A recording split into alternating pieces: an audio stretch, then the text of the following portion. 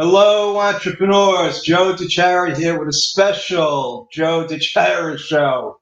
And I have one of my new friends to join me. Like I said in the past, it could get a little boring just listening to me all the time. So I try to find people with different perspectives on business, and I definitely found him. Dean Fox he joined my group probably from the beginning and was instantly posting positive messages. So I gave him the honor of being the first pre-approved member where I don't have to go and edit and approve or decline posts and stuff like that. Anyway, so we have Dean all the way from, where are you from, Dean? I'm from the northeast of England in the UK. Awesome. So I know you're trying to hide that accent, but it's not going to work. But this is the first time we're actually chatting. We've been trying to connect for a while now, and so I'm learning more about you and what you do, and it's pretty interesting, and we'll get into it. But maybe you want to like introduce yourself and tell people who you are and what you do. Yeah, sure. So, as you said, my name is Dean Fox from here in the UK. My background's in primarily sales, marketing, business development over the years, both in the corporate world and then more latterly in my own business.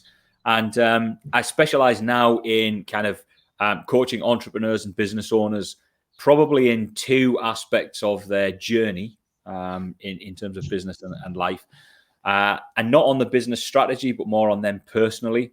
And one is where people are looking for growth in their business. So they're looking to grow, they take their business to the next sort of level, but they're feeling stuck.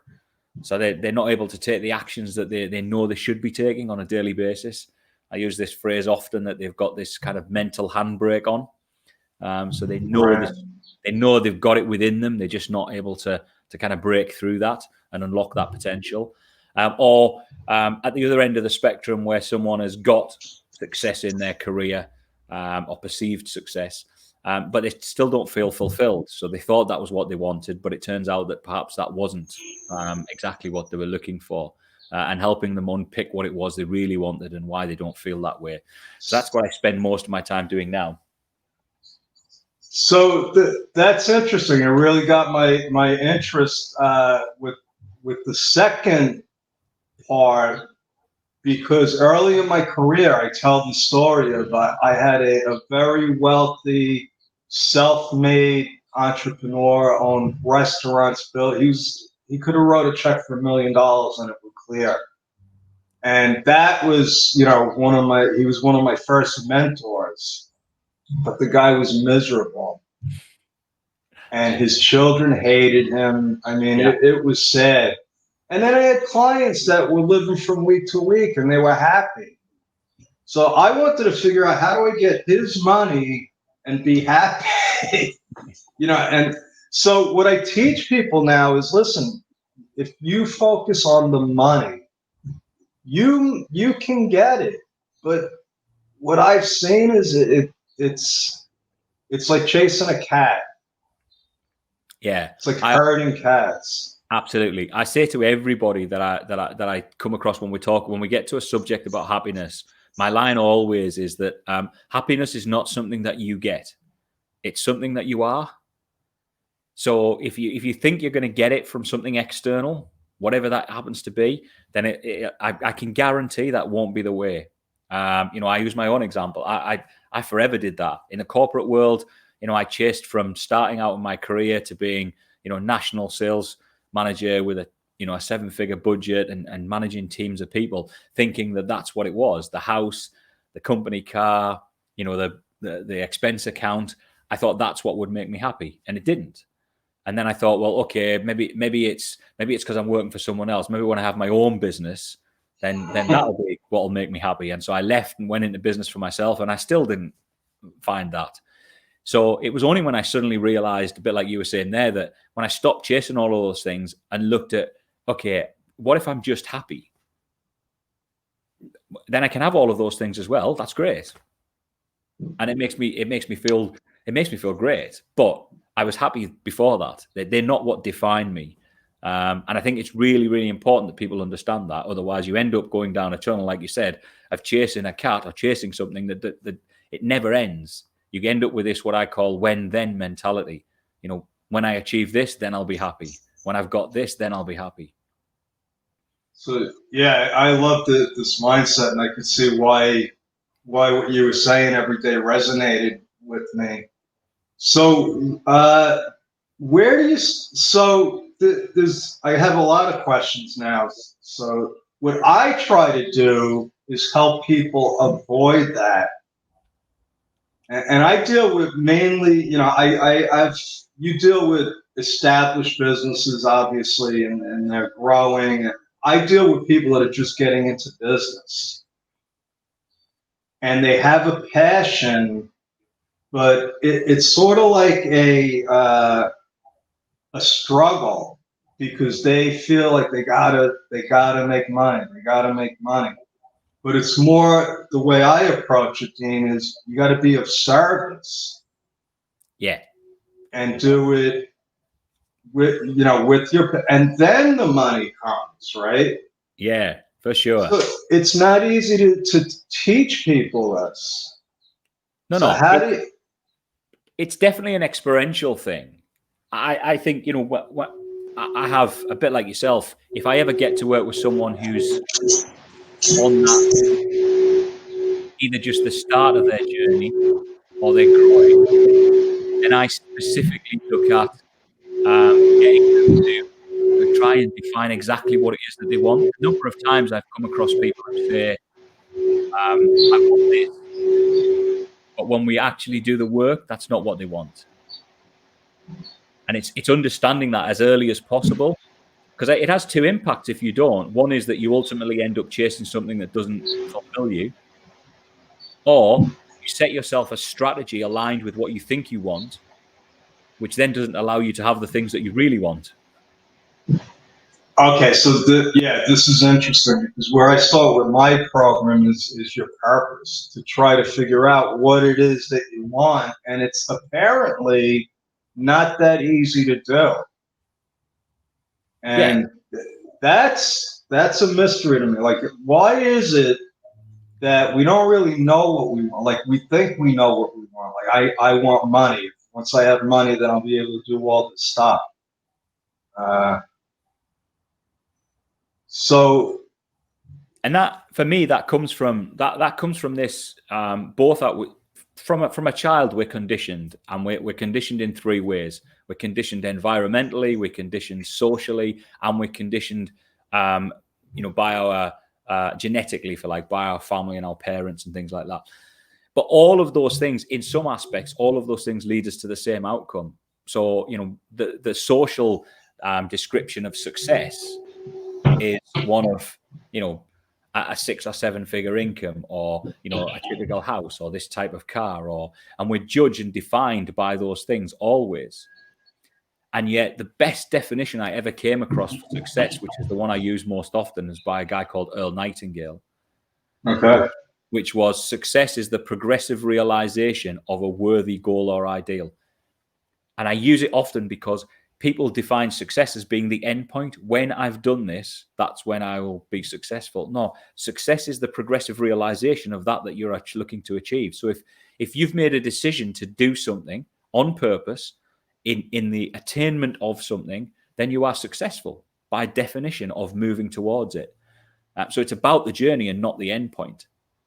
I was just going to say that they keep saying it's the journey. I'm a fan of a movie called The Peaceful Warrior.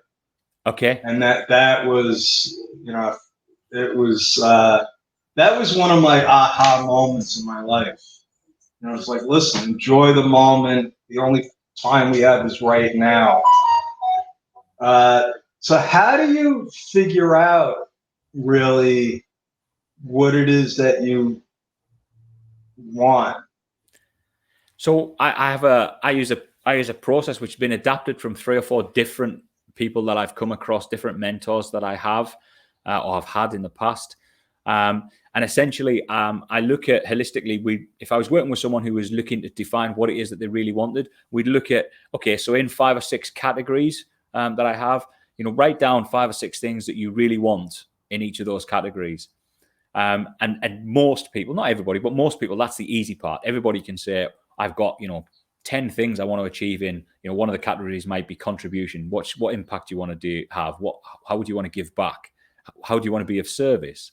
So people might have 10 things in there that they want to achieve as part of that category.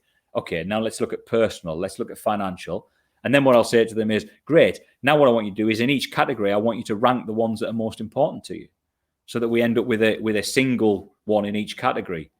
And then I might say to them, okay, now within those categories, I want you to start ranking the categories. Because that's when people start to say, oh, okay, so this is now more important than this. And I never really thought about that before. Okay, so maybe we should be thinking about that a little bit more now. Because a bit like you, the number of times I've come across, I use examples sometimes, even from my own personal journey. One of my eldest son lives in the US, in Atlanta. My youngest son lives in the UK. So one of our goals is to be location independent, so that we can travel here and wherever. So everything we did has to be designed with that in mind. Yet only 2 or 3 years ago, part of my process was delivering some of our events. We're all face to face on a month by month basis with groups of business owners. Well, that strategy is not aligned with how I want to live my life. And so until I realize, well, okay, this is what I really want, then I need to define a strategy that goes with it. Otherwise, you end up, and that's how come you end up with, I've seen 6- and 7-figure business owners who are still working 80 to 100 hours a week. And that's not what they wanted at the beginning. And it's like, well, but you've set up your strategy based on what you thought you wanted, not how you want to live your life. I get it completely. I like to use the vacation analysis. Like, you don't just drive to the airport because, okay, I think, I would like to be on a beach somewhere. I mean, you lay out the specific actions, and I love the approach that you just explained, because I have a similar approach with small businesses. You're prioritizing, and I think I'm going to try that after we're done here. So, because I'm still trying to figure out exactly what it is that I want. That's another question. Do you ever really pinpoint it? Yeah, I think people talk about finding their purpose. So I think there's 2 things. One is that I'm a big fan of Think and Grow Rich by Napoleon Hill. And he has this idea of a definite major purpose, a chief aim, if you like. But for me, those things, they're not like lifelong purposes. It's not just one thing. It could be your definite purpose for the next 3 years, that this is what I really want to achieve in my life for the next 3 years. That's great. But in terms of a purpose for you, your contribution, how you want to have an impact, how you want to serve and give back, I don't think you find that. I think that finds you. Okay. My experience, I never ever, if you'd asked me 20 years ago, Dean, would you like to be a coach and an international speaker? I'd say, no, not particularly. Why would I want to do that? It just wasn't part of, but it came about as a result of the journey that I had, the things that I'd experienced. Everything pointed me towards that. And it was ultimately, like I said, it found me. It was a case of, this is what you should be doing. And this is the reason you went through all of that in the first place. So it's like, right. So I was going to say, so like you went through a lot of stuff where you might have said, oh, why did I do? That was a waste of time. I spent 20 years in a career. Then you find out, well, if I hadn't done that, I wouldn't be able to do what I'm doing now. Is that what you're saying? Absolutely. 100%. People say to me, I look back over my life, and part of what when I talk about a specific period in my life where, by 2000 and where are we now? By 2000, I was a national sales manager for a British PLC. I ran the whole of the country in terms of sales and marketing and business development. By 2007, I'd left the corporate world. I'd set up my own business. I was in real estate. in the UK. My wife and I had a 7-figure portfolio. We were growing a substantial business. You know, a year later, by the end of 2008, we'd lost that business because of the financial crisis. I'd also lost some other investments. So by 2009, I was really struggling both financially and psychologically, my own mental health. 2010, we had a near-death car accident. We were almost killed in a road traffic accident. Oh my God. And by the end of 2010, I was, you know, I openly say I was considering suicide. I left home 2 weeks before Christmas on a morning when I said to my wife I was going out for a walk with no intention of ever coming home that day. And the question I asked myself, there were only 2 times in my life where I experienced something and I couldn't understand why or how or what it meant. One was that at the point of the car accident, so after the car accident, there was a point at which I thought I was dead. I've never experienced anything like it before. Up to that point, I wasn't stressed. I wasn't afraid. I wasn't worried. I didn't have any problems. I was blissfully calm and peaceful. And people will say, "Oh, that will be the drugs you were getting at the scene of the accident," all of those sort of things. But I'd never experienced anything like that. And I don't know how long it lasted. It could have only been seconds, but almost like you said, this epiphany of, wow, I wish I felt like that all the time. And then I went through this period of another 6 or 7 months of really struggling. And then on the day that I'd left home, I went to some woodland near where we lived, and I sat in a small clearing, and I said to myself, right, this is it. The world would be a better place without me. My family would be better off without me. Today, I'm not going home. I'm going to end my life here. When I made that decision, and I don't mean when I was thinking about it, but when I actually made a decision that that's what I was going to do, I had exactly the same feeling. Wow. I was bereft of stress. I didn't have any fear. I was just blissfully calm. And what that gave me in that time was this idea that, hang on a minute, before I do anything, let me just think for a second. I went through all of this stuff, and I could have been killed 7 months ago, 8 months ago, and I wasn't. Why was that? Why did I go through all of that stuff and survive, only to bring me to this point? There's a reason for this, and I cannot see why, but it was enough for me to question, and it brought me home for me to say, right, there must be something else. There must be more to life. I must be doing this for a reason. And as I said, later on, it transpired that, well, the reason you went through all of that is to be able to help people at the stages in their life that you've already experienced, that not many, you don't want them to get to that point. I want to be able to help them before they ever reach that stage. And so, like I said, it kind of claims you. It's like, this is what you were meant to do. Wow. And it's at those points when I start to see with real clarity that this is what I want.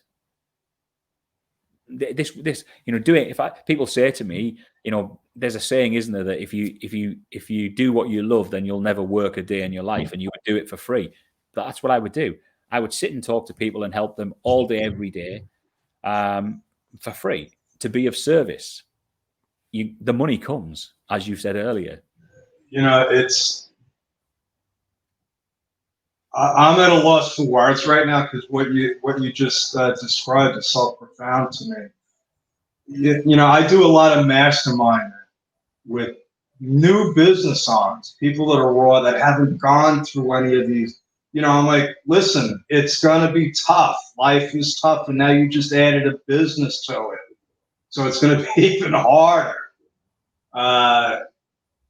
But just seeing them and knowing that it's going to be, and I just want to teach them not to beat themselves up, Dean. And I think that's what I'm trying to get. And I think that's because we all do it. I do it. And then this is what happens, Dean. Sometimes, and it's happening more and more often,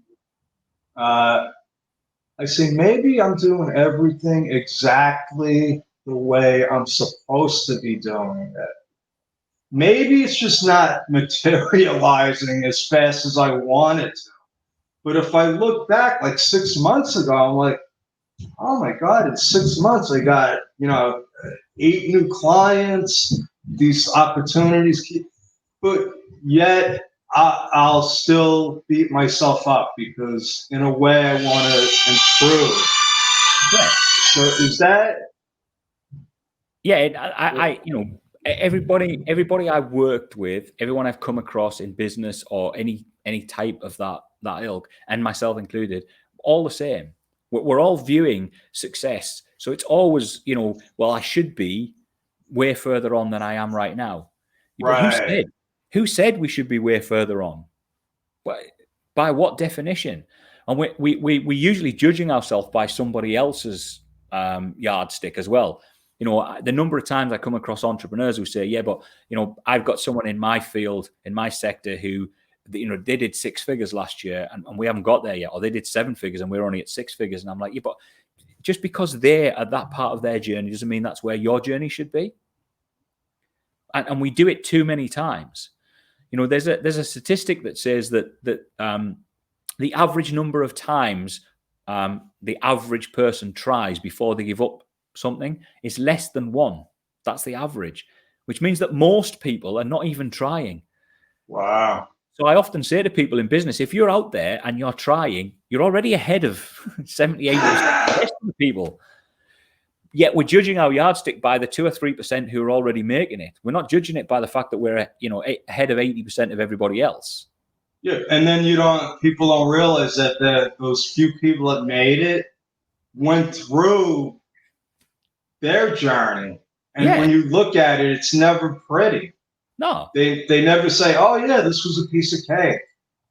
I went into business and I just hit it, right off the bat. And the number of people who say that, when we see them and we talk about them being overnight successes, they suddenly appear and they've gone from what looks like 0 to 7 figures or whatever. But, it's taken them 20 years to do that. We just don't see the rest of it. We only see the bit when it kind of happens, when it's usually successful, when they've become this bright star. And I use, wherever I can, I use either my personal experience or my experience of those around me. My younger brother, hugely talented musician and singer-songwriter, but has worked effectively 20 years of his life with one single goal in mind, that's all he ever wanted to do. Didn't want to do anything else. When anything else that was associated with it. Was a talented sports person, could have gone into sport, but music was his thing. And he said, this is all I ever wanted to do. Spent 20 years. Now he's extremely successful, but people only see his last 3 years. Everybody's going, in 3 years you've had, you've gone from playing in a local bar with nobody to shows with 5,000 and 10,000 people and platinum albums. Yeah, but that's 20 years in the making. Yeah, 17 years when he was playing in dive bars and nobody was there. Sure, standing on street corners, busking and things like that. Nobody really sees that. And most people are not prepared to do that. Then, they just say, well, yeah, I only want the 3 years at the end. I don't really want to go through the 17 years beforehand. Yeah, and honestly, I think we're talking about it now, and I think that's part of it. People want the easy, let me just, and I was talking about this last night on a podcast. I want to just buy I want to buy business. Just tell me how much it costs to be successful, and I'll write the check out. And so all these, tons of new clients will come to me. It doesn't work like that. No. No. And you got to put the time and effort in, and it's not easy. I mean, you just start. So what you're telling me is 10 years ago, you started from scratch with a brand new business, correct? Yeah. And really, I say this now, that my whole journey's taken 10 years, but my business, I didn't really start coaching and speaking until probably 3 years ago. So, my last 3 years that people start to see me on podcasts or running live events, or I've had people come up to me at events and say, I really want to speak in front of events. It's fantastic. You've got such a talent for it. And I'm like, yeah, but I spent 7 years preparing for I didn't just spend last night preparing for it. This is what I do. And if you're willing to invest the time and the effort, then you can do it. Anybody can do whatever they want, but you have to be prepared to put it in the effort. You've got to be Yes. prepared to do what it takes to get there.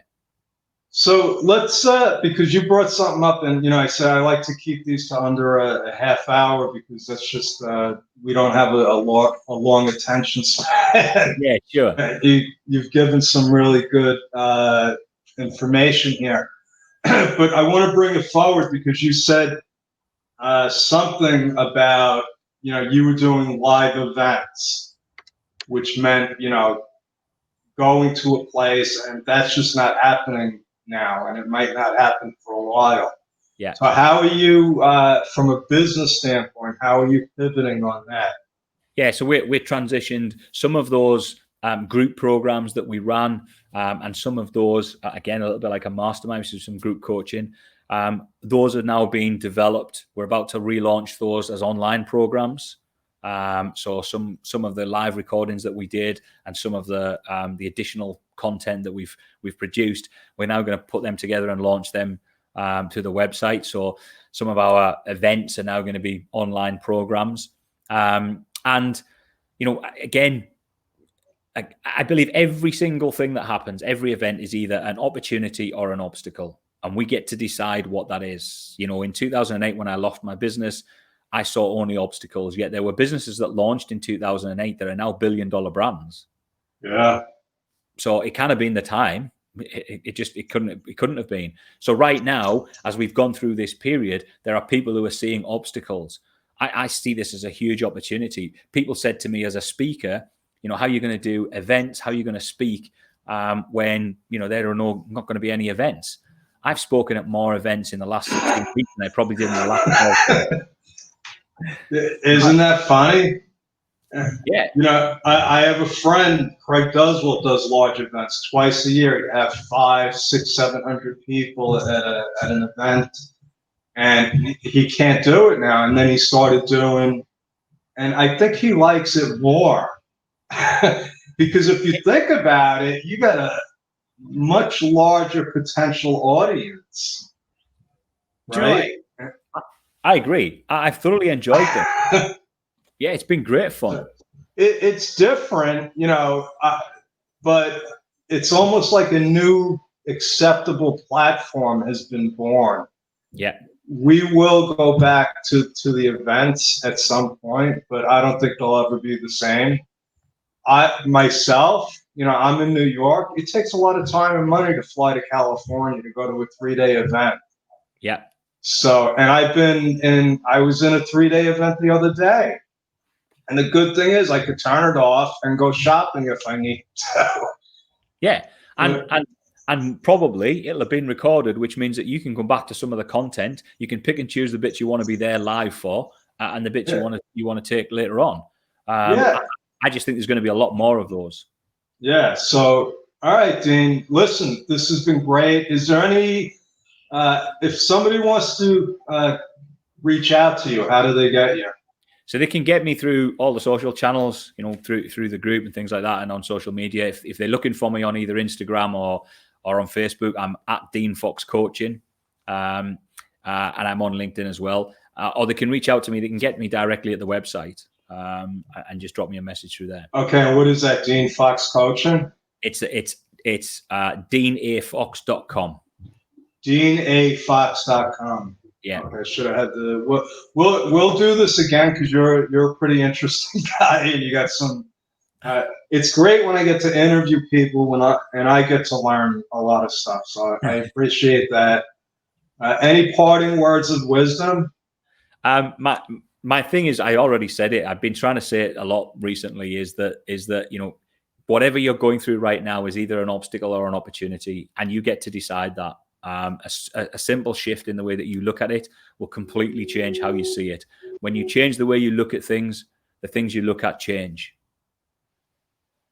Awesome. I love it, Dan. I'm so glad we finally connected. If you can do me a favor, sometimes when I hit end broadcast, it just you'll get wiped out. So I'd like to talk to you for a few seconds after. So yeah, sure. Anyway, that's Dean Fox. I highly recommend him. I hope to be in the 7-figure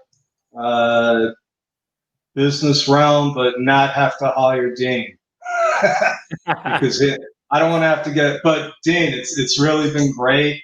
I appreciate it, and we will be back another time, another day, and I'll let you know. Thank you, everyone. It's been a pleasure. Thanks, Joe.